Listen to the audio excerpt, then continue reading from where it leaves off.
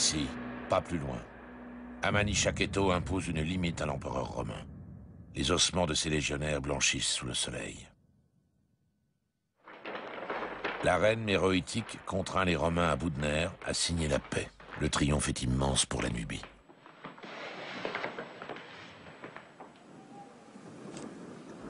L'histoire du royaume de Méroé fourmille toutefois de mystères.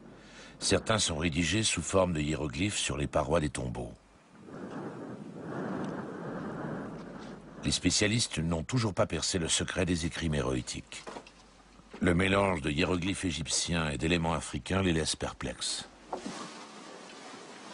Voilà tout bien décrit. Et vous t'as encore bellement là qui était... Nous sommes capables de reconnaître, par exemple, les noms des dieux, les noms des rois et des reines, les noms des gens sur les tables d'offrandes funéraires. Nous arrivons à reconnaître quelques mots, notamment ceux qui sont de l'emprunt à l'égyptien. La tombe de la reine Amanitor a donné un indice. Son nom est écrit en hiéroglyphe méroïtique à gauche, en hiéroglyphe égyptien à droite. Ainsi, certaines syllabes ont pu être déchiffrées.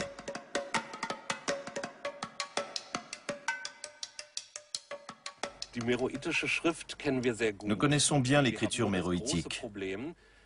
Le principal problème, c'est que, même en sachant lire les lettres, les mots isolés et certaines phrases entières, nous n'en comprenons pas le sens, car nous ne connaissons pas la langue exprimée à travers ces lettres.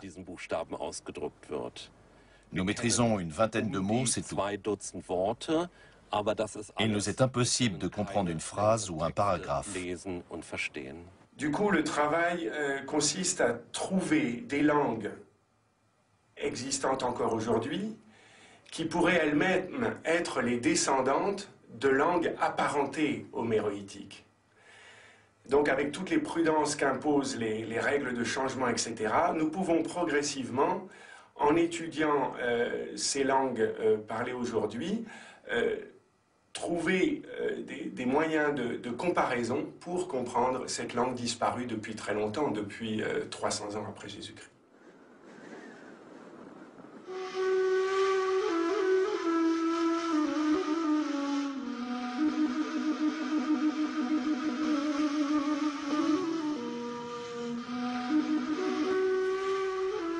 Les tombeaux des Candaces ont tous été violés et pillés. La plupart des pyramides ont été démantelées ou fouillées par des chasseurs de trésors. Le premier pillard européen s'appelait Giuseppe Ferlini. En 1834, cet Italien a vidé de fond en comble la pyramide d'Amanichaketo. Il a mis la main sur le trésor légendaire de la puissante Candace.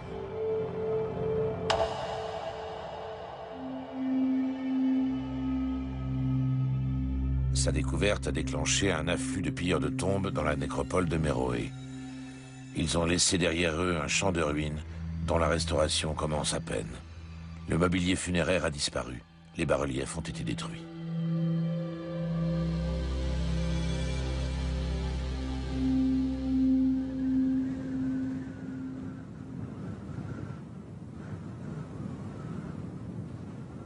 Au début de notre ère, comme l'illustre cette reconstitution infographique, la nécropole de Méroé et ses nombreuses pyramides est une des prouesses architectoniques les plus prodigieuses dans l'histoire de l'Afrique.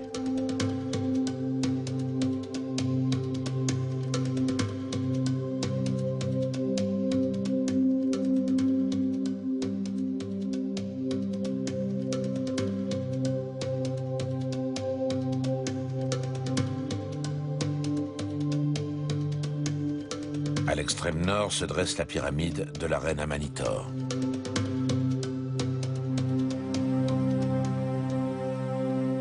Nombre de temples sont décorés d'images des Candaces. À l'origine, elles étaient polychromes. Ce bas-relief montre la Candace au milieu de sa famille. Vêtue d'habits hauts en couleur, elle se présente à un dieu à tête de lion. Elle se tient entre son mari, le roi Natakamani, et son fils, Arikancharer. Le dieu lion bénit sa famille avec le signe hiéroglyphique de la vie. Amanitor se donne ainsi une légitimité aux yeux de son peuple.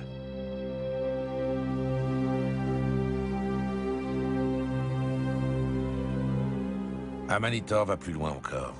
Elle menace de son épée les prisonniers agenouillés devant elle et qui lèvent les bras pour implorer sa clémence.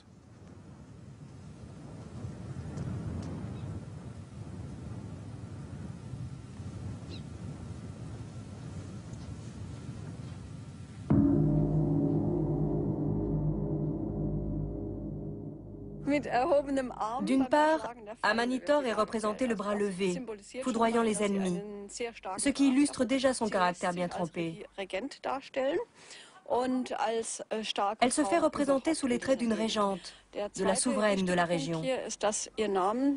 L'autre point important, c'est que son nom se retrouve partout dans la nécropole.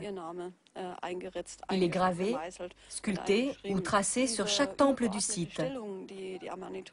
Le rang supérieur occupé par Amanitor semble démontrer que les femmes en Nubie, dans le pays de Kush, jouaient un rôle beaucoup plus important qu'ailleurs. Les régions au-delà du désert sont dirigées par des hommes, généraux grecs et empereurs romains.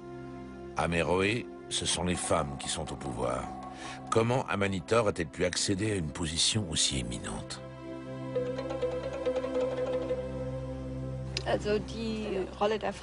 Le rôle des femmes dans la région renvoie très certainement à leur origine africaine, à la structure matrilinéaire qui prévalait dans la région. Matrilinéaire, cela signifie pour l'essentiel que la position et l'héritage d'un individu au sein d'une société sont tributaires de la position de sa mère. En Égypte, la déesse Isis est la protectrice des mères et des enfants, la gardienne de la famille. Ici, à Méroé, elle est représentée les seins nus, tenant des prisonniers dans une main.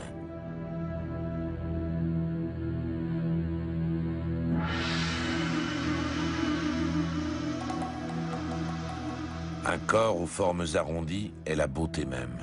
Il rayonne la fécondité, exprime le bien-être, conformément à la tradition africaine.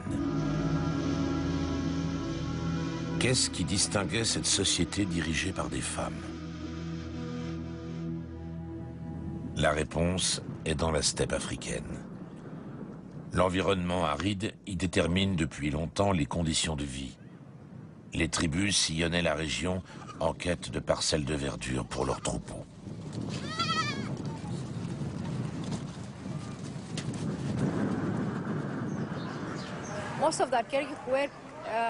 La majeure partie des études porte sur les palais, les temples, les témoignages fastueux. Or, il faudrait fouiller les sites où vivait le petit peuple, afin de mieux comprendre le rôle joué par les femmes ordinaires. Il faut oublier un peu les reines et se concentrer sur le rôle des femmes du peuple. Que faisaient-elles? À quoi ressemblait leur quotidien? Conformément à la tradition africaine, les femmes étaient le centre de la famille. À l'image des dieux, elles sont capables de donner la vie. La mère possédait les biens et elle léguait ses biens à ses filles. C'est la femme qui choisissait son futur époux. La prospérité et le bien-être des hommes étaient donc suspendus au bon vouloir des femmes. La richesse familiale se composait essentiellement du bétail et des rares affaires que ces nomades transportaient avec eux.